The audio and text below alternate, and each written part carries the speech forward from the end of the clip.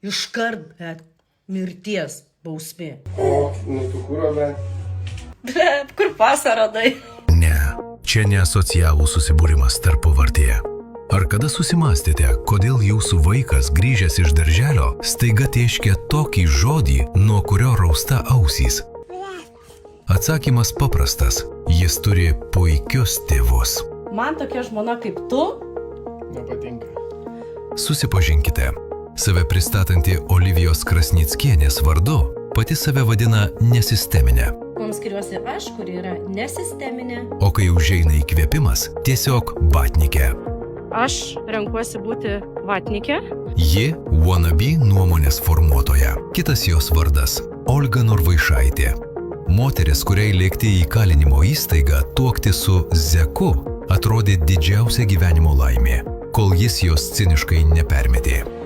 Visas šis purvas jai tėra iš nuosavos vaikystės atsinešta norma, prie kurios jis seniai pripratusi. Negebėdama ištrūkti iš šio dugno, dabar ji tą patį prakeiksmą perleidžia savo sūnui. Niekuo dėtas vaikas kasdien siurbia motinos keiksmus ir pamažu tampa jos tragedijos atspindžiu. Vis dėlto jos gyvenimas yra labai linksmas. Jai smagu reklamuoti celofano kriptovaliutas ir konkursus. Nes automatiškai dalyvauju šitame konkurse. Jai be galo juokinga, kai recidivistas padaro dar vieną nusikaltimą, tiesiog pabėgdamas iš šalies. Mano reakcija, kai pamatau, kad Antanas keliauja į žemę. Jei viskas okei, yra dovanoti žmonėms maršistų vytį. Šiandien dovanosiu. Ir tą ženklą vadinti tikruoju vyčiu. Tai tokios originalios tos tikros ir teisingos mūsų istorijos vyčio vėliavos. Tai moteris, kuri dergėsi iš nepilnamečio, gegužės 9-ąją atėjusio išreikšti savo nuomonės. O šitas narglys, jis buvo...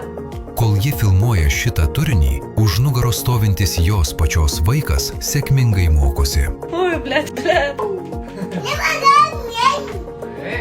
Mokosi, kad valstybė, kurioje augi, yra bloga, o valdžia – didžiausias priešas. Ėjimas už 4 metų Ukrainos šitą visą skirdynių maratoną. Mes kalbame apie saugumą regione. Gerai, pizdu, tegu stato tą griobaną poligoną. Jie myža, realiai myža jums ant galvų ir jūs leidžiate tai daryti.